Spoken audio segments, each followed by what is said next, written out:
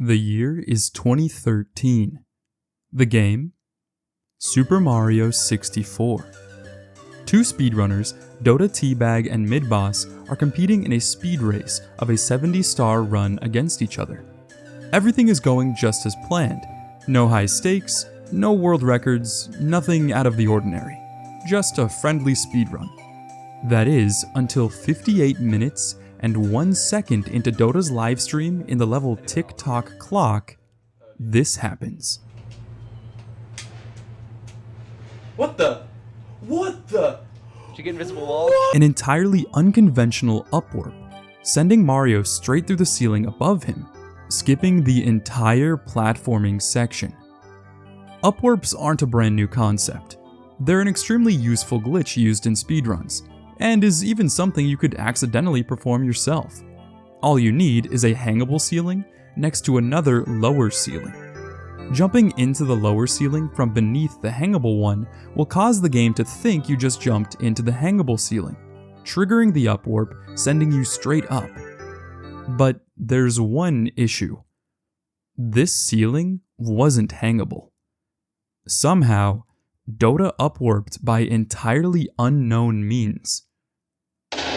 Fast forward to nearly a decade later, for years people have attempted to recreate this phenomenon.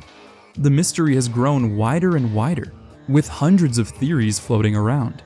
Some believed it was simply due to a hardware issue with Dota's N64, even to the point where another SM64 runner bought both his console and his SM64 cartridge to see if he could find anything strange about them, and attempt to recreate the upwarp himself. There was even a bounty put on this glitch to recreate it for $1,000. Theories of a bit flip being responsible began to surface, a rare occurrence when a binary digit in the code is flipped from 0 to 1, or vice versa.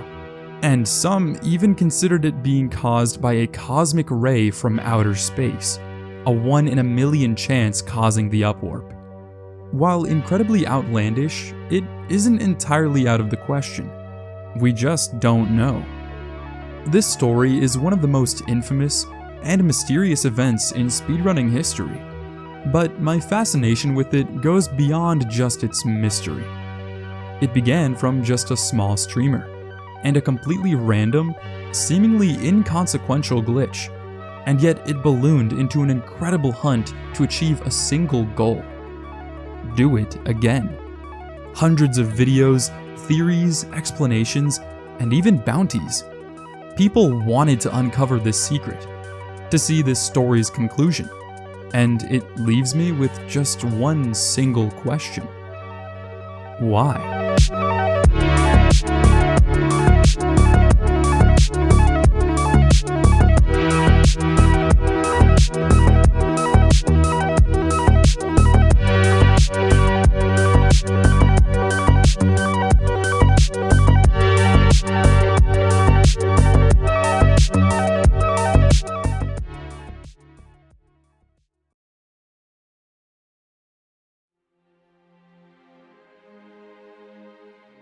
This is the Burj Khalifa, the tallest building in the world. Located in downtown Dubai and constructed in 2009, it stands at an incredible 2,722 feet, or 828 meters tall. A true testament to humanity's drive and ingenuity.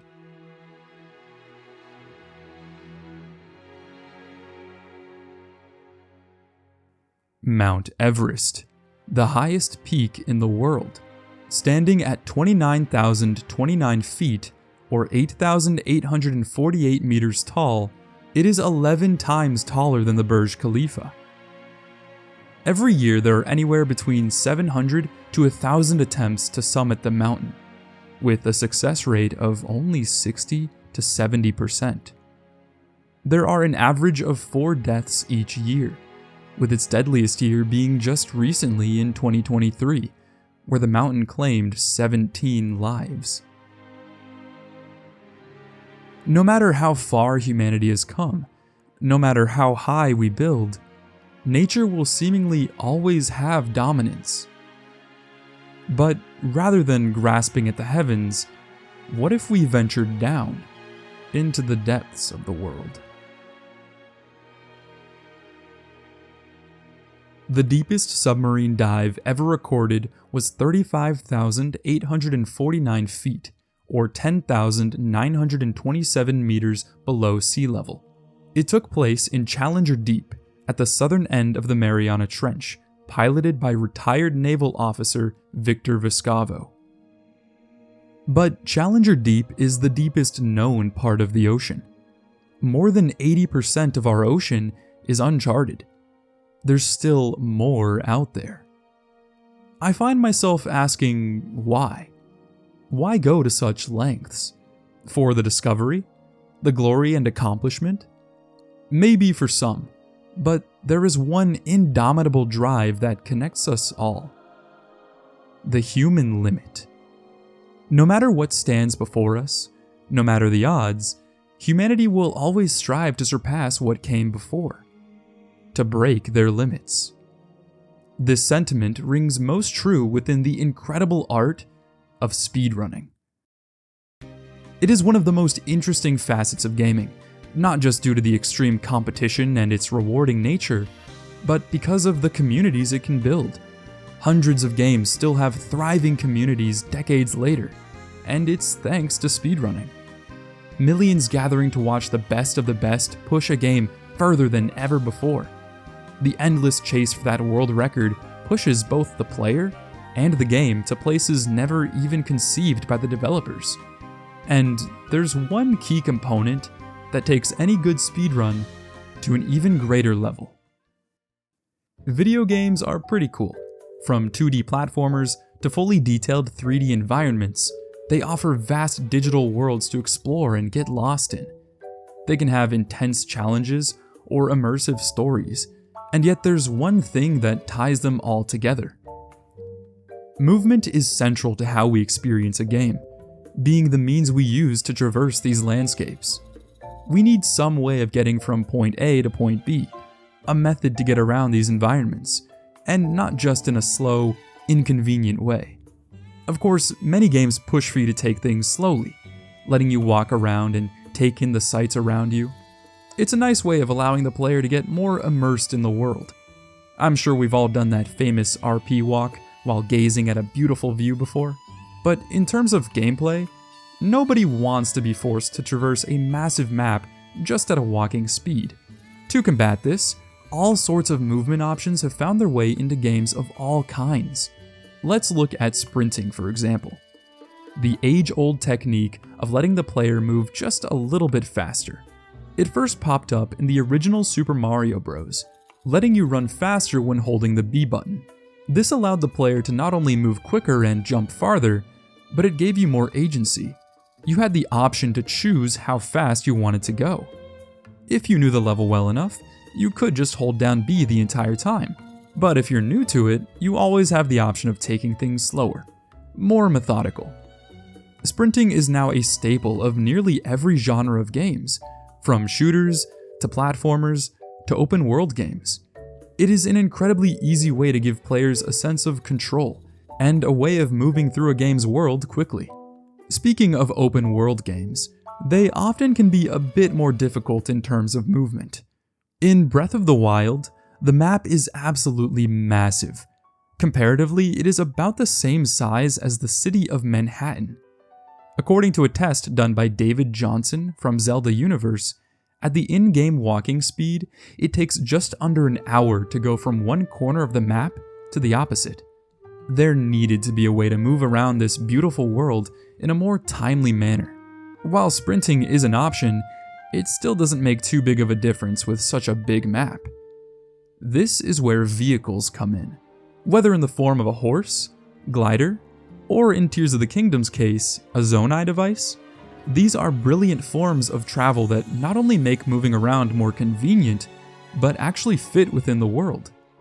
Of course, developers always have the option of just cranking up the base walking or sprinting speed to make travel easier, but something like that isn't a very fitting or immersive solution.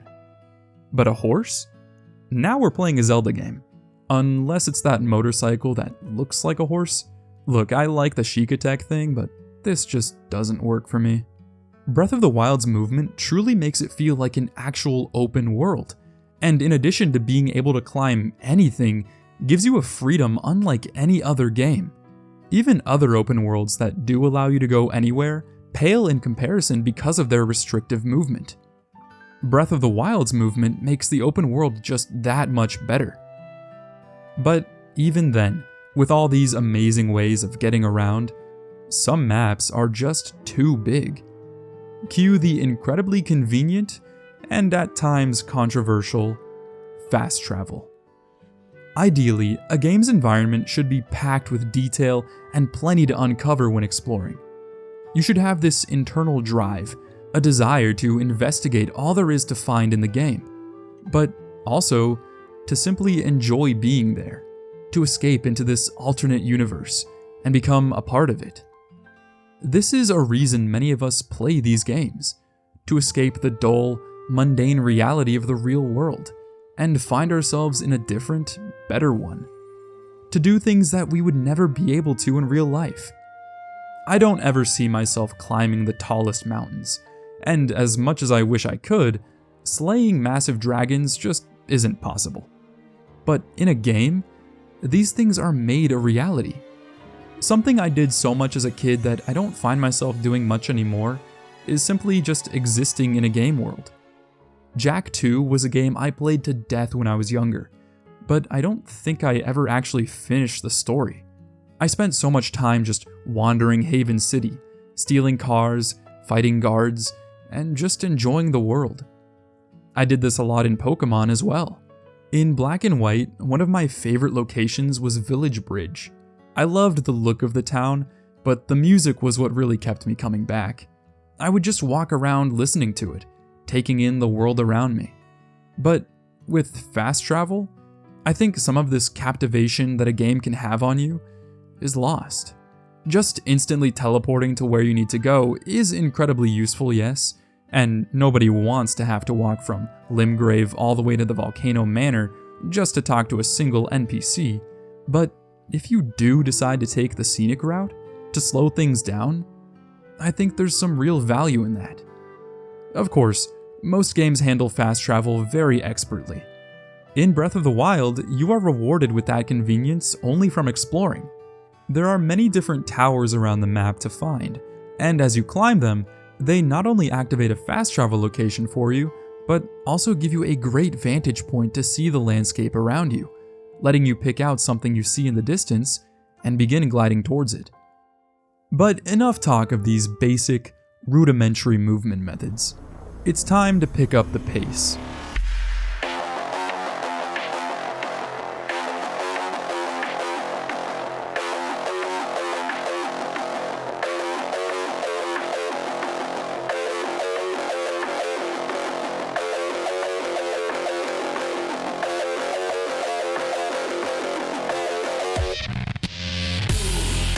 These games don't just utilize movement as a means of getting around, but as a core gameplay feature.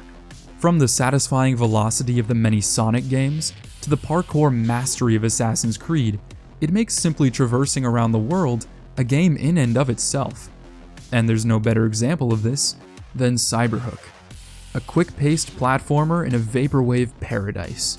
Here, the entire game is centered around your Cyberhook, a grappling hook used to pull yourself towards an object and increase your speed to unimaginable heights. Not only will using the hook make you go faster, but so too will running. The longer you sprint, the higher your speed gets. This fluid movement and the great level design pushes you to try and 3-crystal every course in the game. But honestly, I've spent way too much time just messing around in the lobby. There's tons of platforms and tracks to practice on, perfecting your skills and learning new movement methods. One of my favorites being when you grapple onto something, you can spin yourself around the object to gain momentum, and then launch yourself at the speed of light. Cyberhook turns movement into a power fantasy, and that's often what makes games appealing, giving you the feeling of doing something impossible. It's an example of just how much good movement can impact a game, so much so that it can be the entire point of the game. Now, I grew up playing shooters from Battlefront to Call of Duty, And of course, I've also had my fair share of platformers and fast-paced games. But in 2014, one of the first games to blend these genres together was released, and it ended up becoming one of my favorite shooters of all time. Now, obviously, back in the day, there were the many high-octane arena shooters that helped push FPS games to where they are today. But over the years, shooters became slower, more strategic, but most importantly, grounded. This game sought to change that. Are you sure about this? There is a 68% chance of success. Wind, 3 knots, heading 274. Range, 95 meters. Projectile mass, 89 kilograms. Trust me.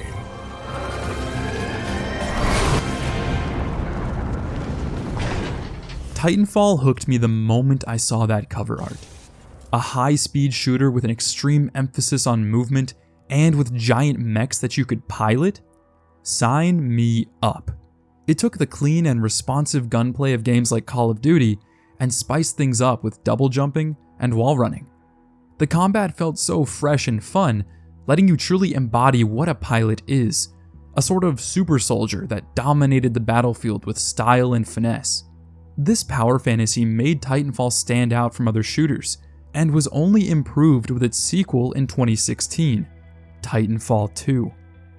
While its base movement was essentially the same in both games, each game had different kits or tacticals which enabled different benefits, some of which were movement-based. The stim was in both games, and allowed for a quick boost to your speed for a short time, great for getting in and out of combat in the blink of an eye. But one tactical added in Titanfall 2 would change the game for movement: the grapple. It worked just like any other grappling hook, shooting it towards an object to pull yourself towards it. But same as Cyberhook, you kept all of your momentum after using it. If you grappled at the right angle, you could pick up insane speed and launch yourself into a bunny hop. What is bunny hopping? Well, it's easily the bread and butter of moving fast in Titanfall. It isn't hard to pick up speed in this game. You could use the aforementioned grapple or stim, or even simply by jumping off of a wall. The problem is maintaining that speed. Going into a sprint loses all that momentum, and going into a slide does too, eventually. You see, if you go into a slide and immediately jump out of it, you'll keep your momentum. So if you continue to do this by crouching midair, initiating a slide, then jumping again the moment you touch the ground, you have a bunny hop. The Gauntlet, which is a little tutorial time trial level at the start of the campaign, shows just how fast we're going in kilometers per hour, so we can actually see just how fast a bunny hop can take us. The base sprinting speed is 22 kph. Wall running increases it to about 30 kph, and jumping off of it spikes it up to 42 kph. Maintaining this speed by bunny hopping allows you to pretty much double your sprint speed. But that's only the beginning. You see, Titanfall was made using the Source engine, meaning we can air strafe as well. While b-hopping, if we hold either left or right while also turning the camera in that same direction, we can go even faster. If you're familiar with CS surfing, it's the exact same thing. But the one thing that made Titanfall's movement stand out so much for me were the Titans themselves. They feel so natural to control, almost exactly like it does in first person, except suddenly you're a lot bigger than you just were. It makes you feel powerful, protected, but at the cost of being a little less maneuverable. This contrast to freely flying around as a pilot is what made it so fun. You could both embark and disembark from your Titan anytime you want, and so the back and forth makes the flow of combat so varied and seamless. Titanfall allowed for so much with its movement that it made it feel so different than anything else I had played at the time. It created a massive skill gap where players who mastered these techniques were near unstoppable. With this revolutionary movement, it wouldn't be a stretch to say many later movement shooters have been influenced by it. It certainly popularized wall running, as seen in several Call of Duty games to come out after it. A spark had been reignited that died with the shooters of old. I would be remiss not to mention Doom Eternal for its re-emergence of hyperspeed gameplay, fusing its high-octane roots with the flair of modern shooters, being another one of my favorite movement games of all time. But there's another game that I only just played recently, and it just so happens to share quite a lot in common with its hell-walking, bullet-spraying predecessor.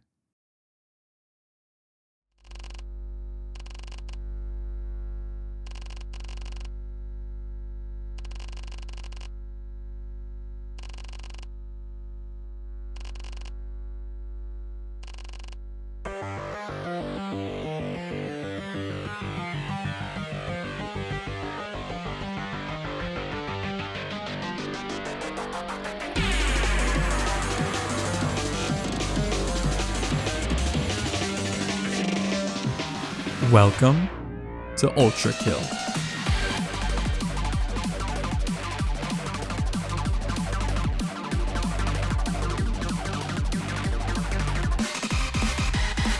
Ultra Kill is chaos, and you feel it in every bone in your body.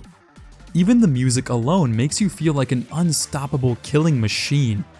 In my last video, I talked for over an hour about the video game soundtracks that I loved.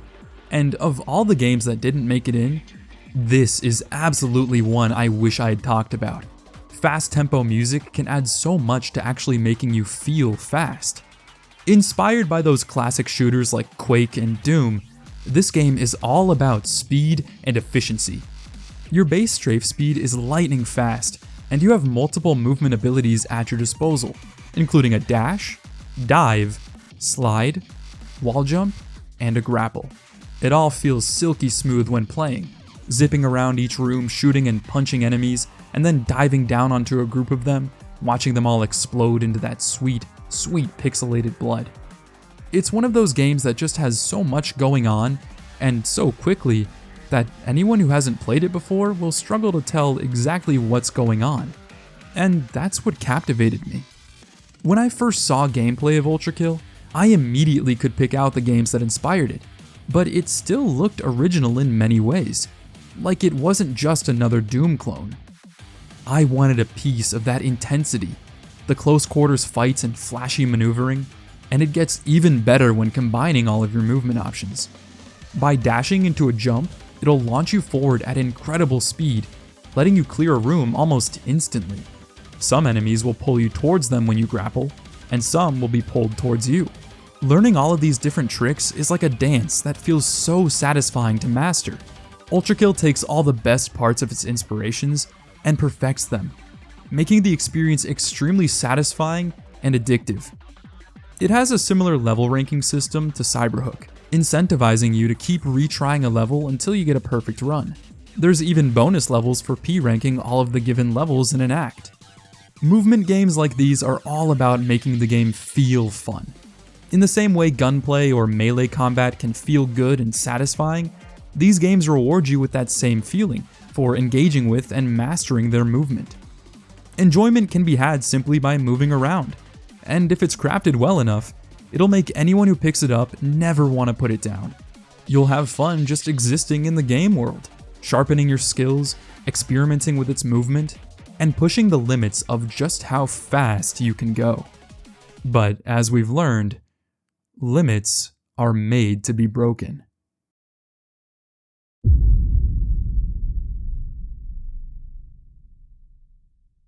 Movement is a key, something valuable by itself, but when applied in the right cases, it can unlock a whole new world. The world of speedrunning.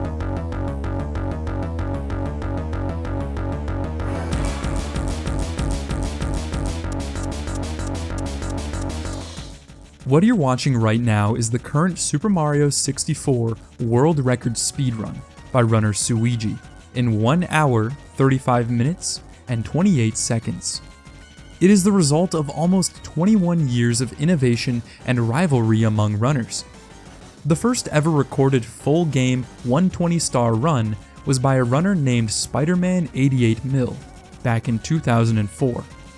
The run was just under 3 hours, at 2 hours, 58 minutes, and 49 seconds. Super Mario 64 is by far the most popular speedrunning game, with over 48,000 runs submitted on speedrun.com and millions of views across YouTube and Twitch. Year after year, it grows more and more popular. New runners and new records continue to keep this game alive and thriving, never letting a record sit for too long. New runs are being posted every single day, and since that first run by Spider-Man 88mm, an hour, 23 minutes, and 21 seconds have been saved. Speedrunning isn't just about going fast. It's about the thrill of competition. The battle for time against not just the clock, but yourself as well. That drive to improve and beat your own time can be addictive. It's that same satisfaction of overcoming an incredible challenge or boss fight, but from a whole new perspective. Difficulty in games can be a controversial topic. Just look at the Souls series, for example. These are games whose identities have been built on being hard. You're gonna die. You're gonna get your ass kicked. But from those experiences, you learn, grow, improve, and eventually, that old you that kept dying over and over to just a couple hollows pales in comparison to the monster-killing warrior that you've become. But some people simply don't enjoy that gameplay loop. Some people don't enjoy having to struggle so immensely before finally getting that payoff. And that's okay. These kinds of games by nature aren't very accessible, and thus they aren't gonna be for everyone. I think this is where the beauty of speedrunning shines. The self-imposed challenge. Regardless of how hard or easy a game is, it can always offer more difficulty in the way of a self-imposed challenge. If you find yourself just breezing through a game, wishing it had more to offer in terms of difficulty, or perhaps it is already insanely challenging and you're just a sadistic freak, you can always simply create that difficulty yourself, without it affecting the casual player. This could be where you handicap yourself in some way, trying to solo something typically done with multiple players, or it could be a deathless or no-hit run. These challenges are a way to show true mastery over a game, offer a difficulty higher than anything the game has to offer, and are entirely optional. The pinnacle of this is, of course, the speedrun. But one thing sets a speedrun apart from your average self-imposed challenge: the competition, the community of fellow runners, all trying to claim that title of world record holder. Without it, many games would grow stagnant. Without that interest in optimizing a run, without that competitive back and forth, defending your title as a record holder, a game's speedrunning scene can die within an instant. It's why you want multiple fast food restaurants right next to each other. Sure, it's nice to have a McDonald's down the street, but once that Taco Bell pops up right next to it, suddenly both businesses have to try way harder due to the competition. Once those first few people begin speedrunning, it can start a chain reaction of hundreds all trying to be the best. Speedrunning can single-handedly maintain a game's lifespan and popularity for decades to come. But simply having the motivation to speedrun isn't enough. If we're gonna start running, we need to ask ourselves, how? In a speedrun, there are two primary facets of going as fast as possible. The first of which being speed tech. We've already touched a bit on speed tech with Titanfall's bunny hopping, but that's just scratching the surface. Whether an exploit or glitch, speed tech can be anything that allows us to manipulate our movement in order to reach completely unintended speeds. Let's take a look at Super Mario 64's most infamous speed tech, the BLJ. Even if you've never played SM64, you've probably seen this staircase before, and you've likely also seen this before.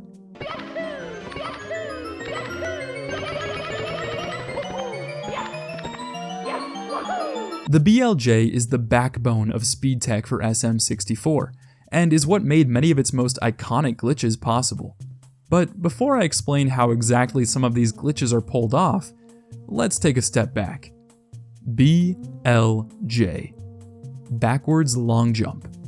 A regular long jump simply multiplies Mario's velocity by 1.5 times, but is hard capped. While it's a good way to gain speed playing normally, you can only go so fast. However, there's one single oversight in the game's code that changed everything.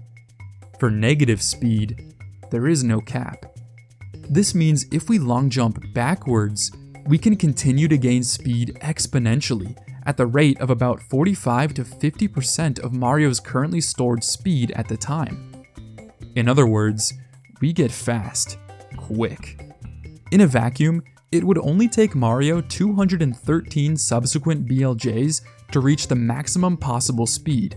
Unfortunately, by the time Mario completes a backwards long jump and hits the ground, all momentum will be lost. This means the only way to actually increase our speed with a BLJ is to use it on certain objects, such as a slope, or like you saw earlier, a staircase. This allows Mario to land back on the ground before losing his speed, and by triggering another BLJ immediately afterward, we have our speed tech. Another well-known piece of speed tech comes from Half-Life 2, and I find the story of how it was discovered very funny. Just like Titanfall 2, Half-Life 2 hails from the long lineage of Source Engine games. In Half-Life 1, bunny hopping was huge, and combined with wall strafing, it made Half-Life one of the biggest and most entertaining speed games to date. But Half-Life 2 was a little different. The movement was very similar to the first game, and bunny hopping was viable, but not for long. When Episode 2 was released in 2010, Valve sought to change the way the speed boost for jumping worked. With this patch, when you'd reach the speed cap, you would receive a speed penalty, applying velocity in the opposite direction of the player, equal to the velocity that they're going above the speed cap. In other words, b-hop all you want, you can't go past a certain speed. You would always be slowed down. But just like in Super Mario 64, we can solve our problem by looking backwards. Accelerated back hopping. By beginning a bunny hop, then simply turning around, we can reach unimaginable speeds. Thanks to the velocity being added in the opposite direction when we b-hop, when we turn around, rather than slowing us down, it speeds us up. This same strategy can be used in multiple other Source Engine games, including Portal and Gmod. All because they wanted to patch one speed tech, they created another even faster one to take its place. But speaking of Titanfall 2, there's a lot more to a speedrun than just bunny hopping. I spoke with top runner and current world record holder ClipBoardGuy about some of the movement tech in Titanfall, and how exactly they worked. If we're talking movement tech, my overall favorite is probably frag boosting. There's many forms of damage boosting in TF2, but frags are the most common, and the most fun in my opinion. You just throw frags straight down at the right time, so it explodes right behind you, giving this satisfying risk-reward dynamic, where you want to throw it as late as possible to get the best boost, without blowing yourself up in the process. I'm sure other games have similar forms of damage boosting, but it just feels really nice in combination with all the other ways you can build momentum in TF2.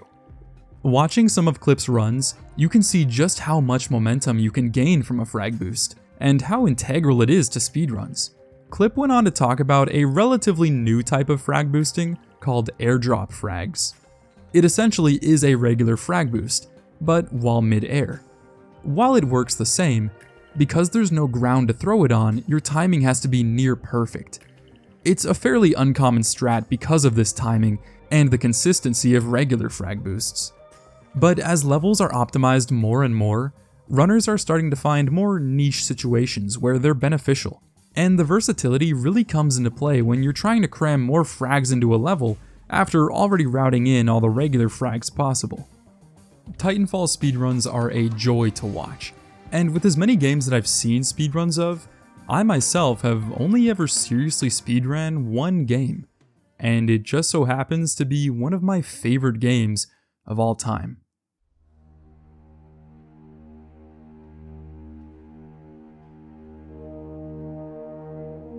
Destiny 1 was almost like a sandbox, a beautiful world with endless weapons and abilities to use, and was a game I became lost in for years.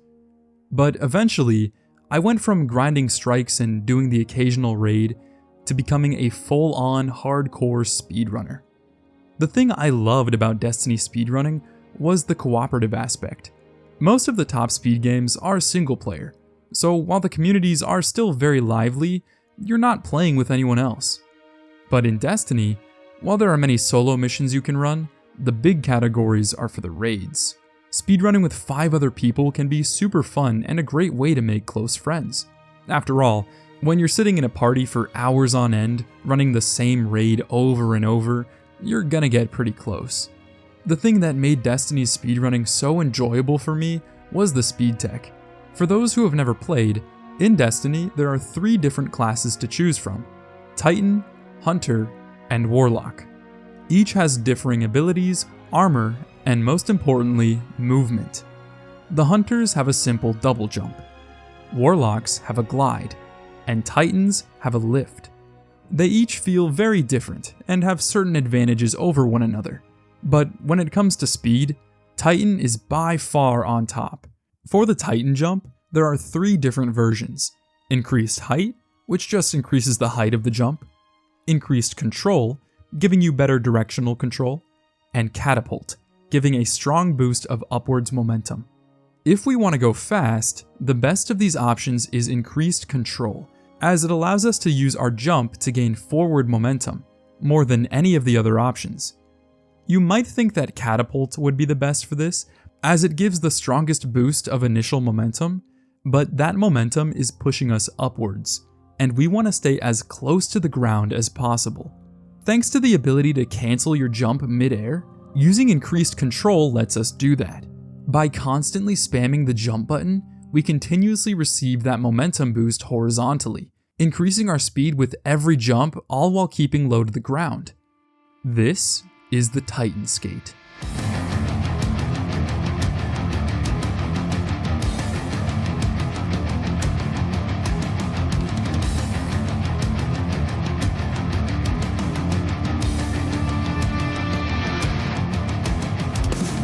It's not only incredibly fast, but extremely easy and fun to pull off. All you have to do is just spam the jump button while moving forward. The faster you can press it, the faster you'll go.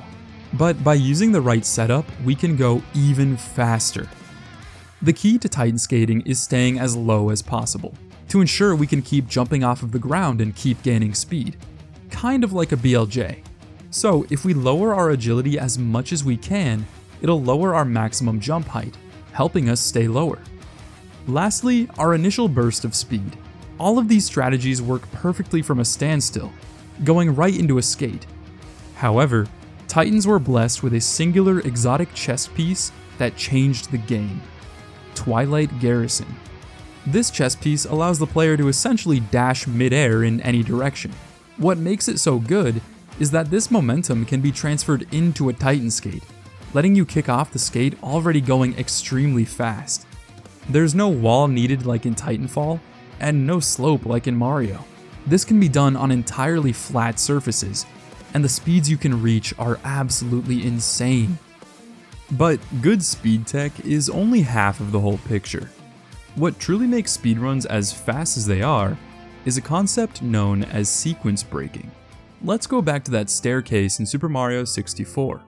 These endless stairs are normally impossible to climb if you don't have at least 70 stars. Every time you attempt to walk up them, it'll teleport you slightly back, creating the illusion of infinite stairs. Using a BLJ can change that. The way this teleport works is a specific zone on the stairs that, when it detects Mario within it, will send him back to the bottom. When using a BLJ, we can pick up so much speed that within a single frame, Mario moves from in front of the teleport zone to behind it, completely bypassing the 70-star requirement. This is a sequence break. It's not just about moving fast, but finding ways to entirely skip segments of a game. You've probably heard of the term any percent. It comes from this idea. If you can beat a game or level without having to complete all of its main content, it is considered an any percent run. It's why categories like 0-star runs exist in SM64. All you need to beat the game is to complete each Bowser level. So by finding ways to skip right to those levels, you can finish the game in only a few minutes.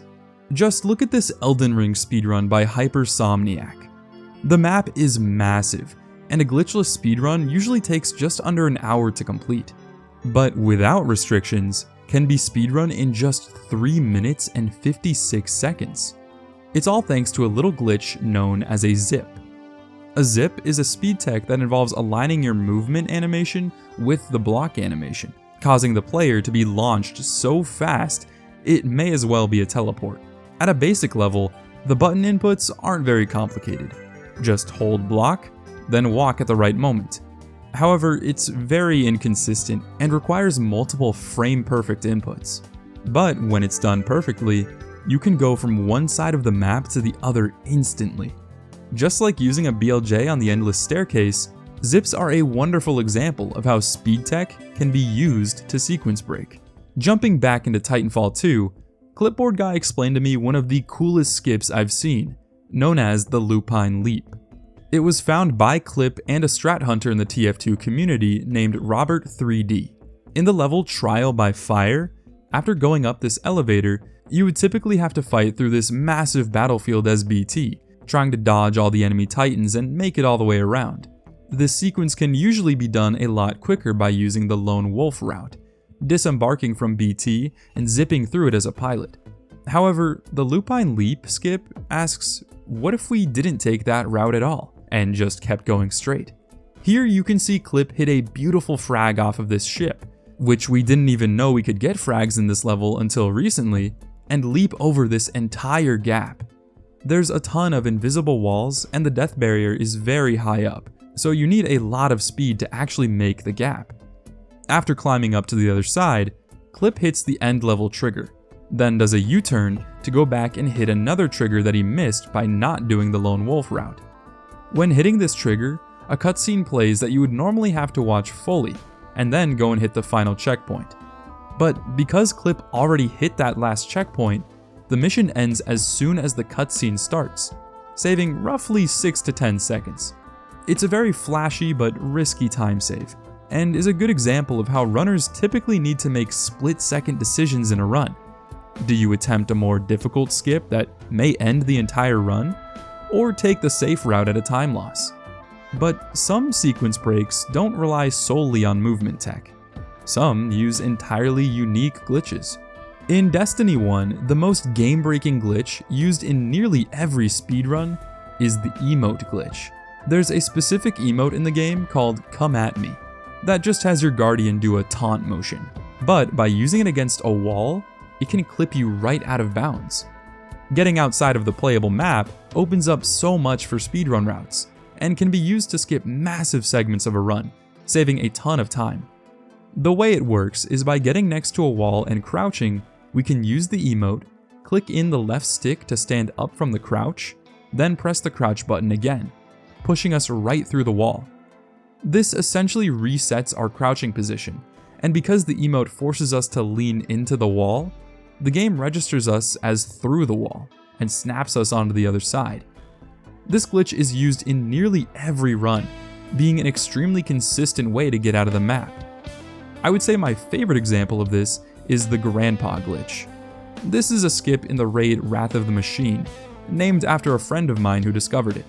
After the siege engine encounter, normally you would have to drop down this hole, and make your way through some tunnels and this really compact maze. However, if we use the emote glitch to get outside of the map just before dropping down the hole, we can skip right over that entire segment, and get back in the map to trigger the door leading to the final boss. It's a fun out-of-bounds skip and saves a bunch of time. But I want to take a moment here. A break from all these glitches and exploits. A pause from the speedrun. Let's look at this more closely. The out of bounds. It's a strange place. You've likely been out of bounds yourself, maybe in Destiny, or perhaps another game. It's this universal world in every game, like this sort of alternate dimension. In a speedrun, you're moving so quickly, your mind so focused on what will come next, you don't stop to think about where you are. I think it's a microcosm of what speedrunning is. What happens when we don't stop pushing the limits of a game? It feels like a place we were never meant to see. Are we even allowed to be here? Have we gone too far?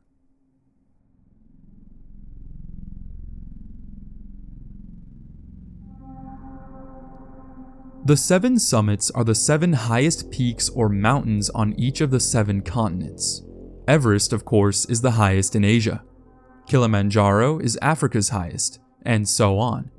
Mount Denali, also known as Mount McKinley, is North America's highest peak in Alaska, sitting at 20,310 feet, or 6,190 meters. Typically, this height wouldn't be all that impressive, as there are many other mountains found in other countries that reach much closer to 30,000 feet. However, the height of a mountain is calculated from sea level, so if it sits atop a large plateau, it would seem much smaller than it actually is. For example, Mount Everest is 29,000 feet tall, but the base of Everest, the place that you begin your climb, already sits at 17,000 feet. So the climb is only around 12,000 feet from its base. Denali's base is much closer to sea level, at just 2,000 feet, rising all the way to 20,000. Denali is one of the highest climbs a person can make. In 1966, accomplished climber Joe Wilcox was looking for his next summit. He had climbed over 50 summits above 10,000 feet, at only 24 years old. With as much experience as he had and being so young, he decided on Mount Denali, being a much higher peak than anything he had climbed before. Wilcox began recruiting for the expedition, and with what began as just a 9-man group, eventually grew to 12, when another group planning to climb the mountain around the same time joined up with them. The climbers began their summit on June 22, 1967. They chose to take a more inexpensive and less used route from the north, known as Karstens Ridge, and by July 13th, had made good progress. They had reached 15,000 feet, or 4,600 meters, and set up camp there. But things would get much harder from here. Altitude sickness is a condition one can receive by ascending too rapidly. When your body doesn't have enough time to adjust to the reduced oxygen, it can lead to many symptoms, including vomiting, nausea, and insomnia. None of the climbers from Wilcox's original group had ever experienced this before, as they hadn't ever climbed high enough. But now, at 15,000 feet, it began to affect the team. At this high up and this freezing cold, our bodies slowly begin to shut down. Reports say that it was by this time that Park Service rangers had contacted them about a large storm forming nearby, and that it would hit the mountain within the next few days.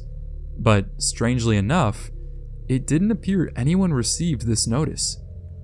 By July 15th, 4 members of the group pushed for the summit, including Wilcox, while the rest stayed back at camp. After a very smooth climb with great conditions, they reached the top and returned safely to reunite with the rest of the group by the end of the day. The following day is when the winds began to pick up. 70 mile per hour or 110 kilometer per hour winds began hounding the mountainside, forcing the entire group to stay at camp.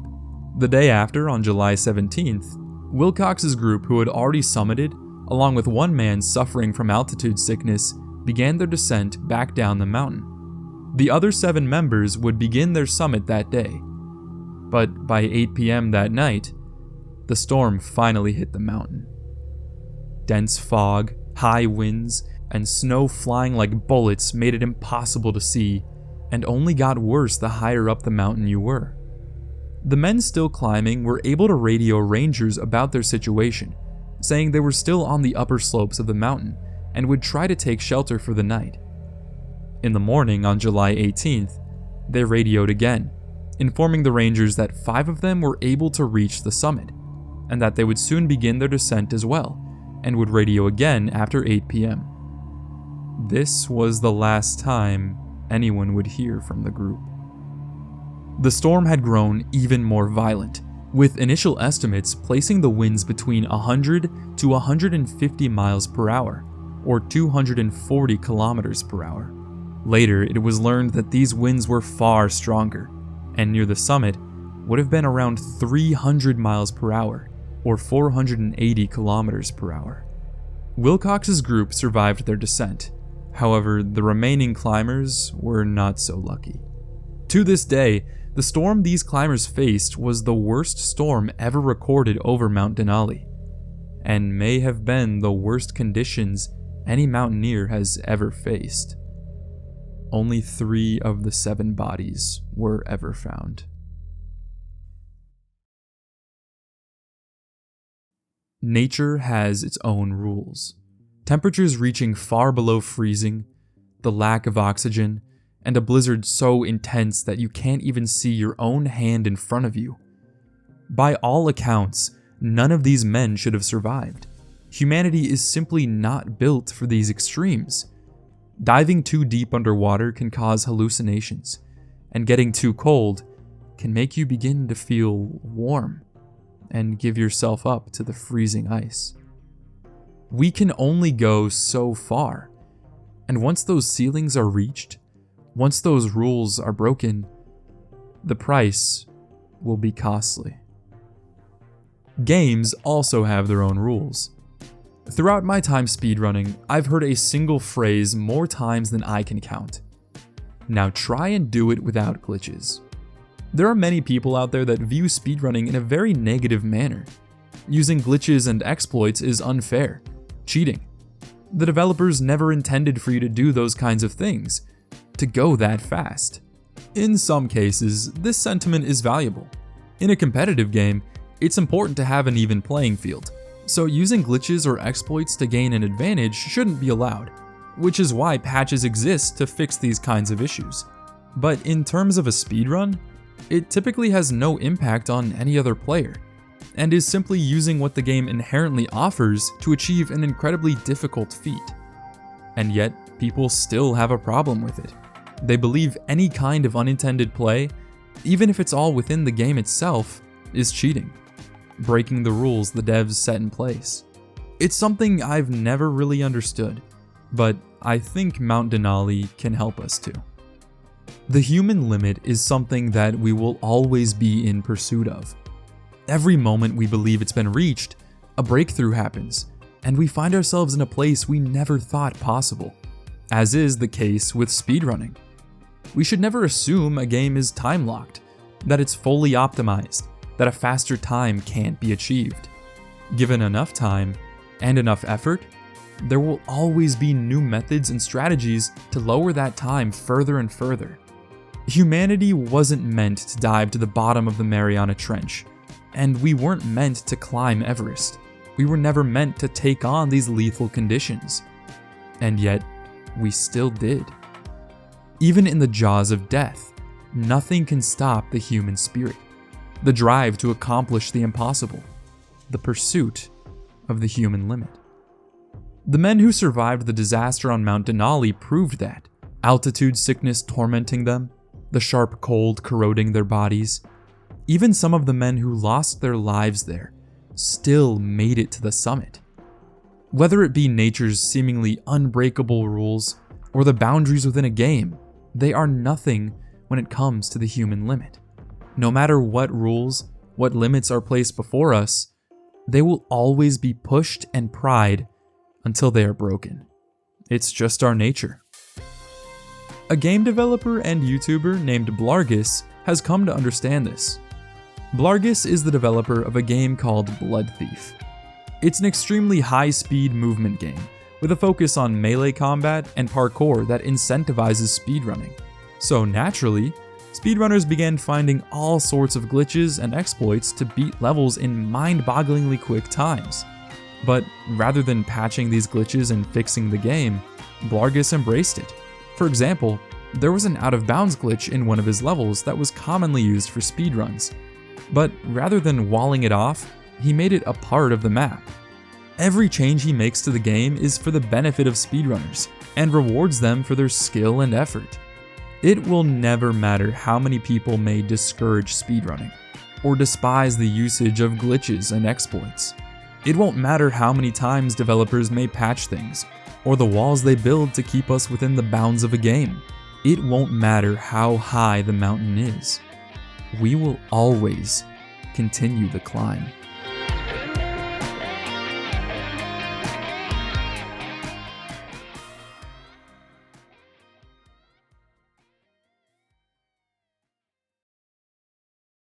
The mystery of the strange upwarp in TikTok clock is still yet to be unveiled.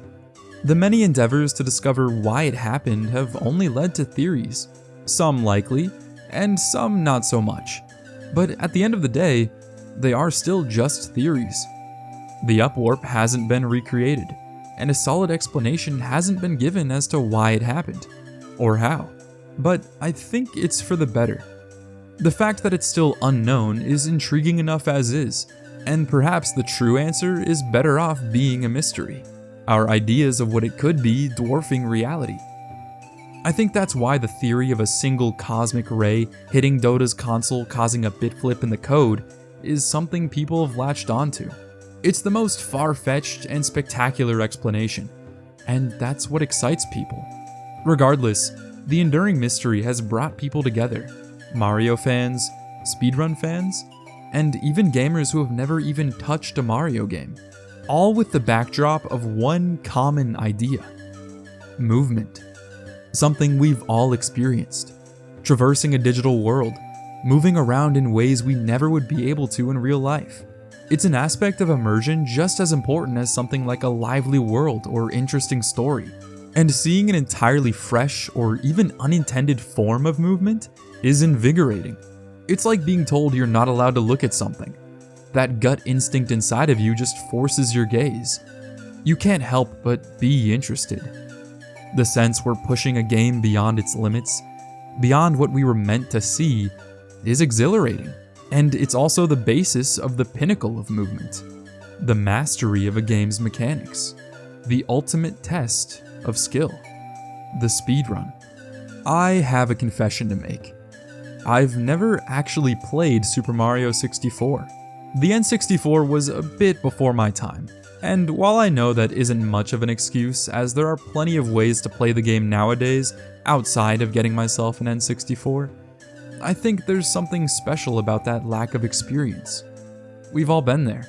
A game we plan on playing eventually, but as of now have only been exposed to it through someone else's gameplay. It's a strange perspective to watch so much of a game, to know so much about it, but to have never played it yourself. And speedruns are often what lead to such a feeling. The clock. The timer. It is the true final boss of a game. It's what can keep a game alive for decades, as millions gather to watch the best of the best chip away at it. I've played a ton of games like Titanfall and Ultrakill, but watching speedruns of them is like watching a completely different game. So many tricks and skips and glitches are put on display, but also just raw skill. It may look fluent and even easy in some cases, but this level of play takes countless hours of practice to get right. But when you watch a speedrun of a game that you haven't played, it pulls you in.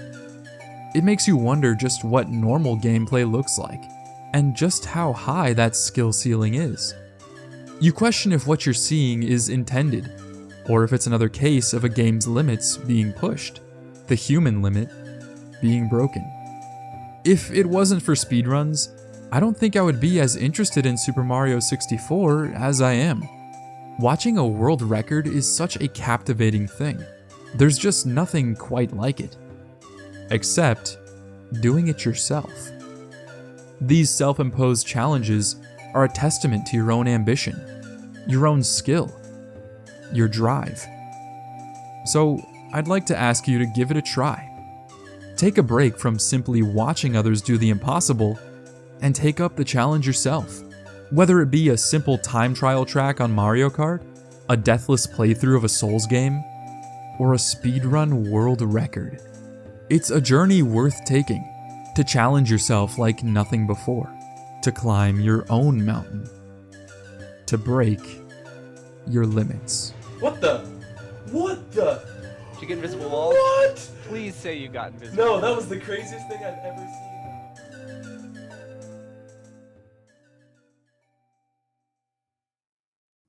Thanks for watching. So I've got some pretty big news to share with you all.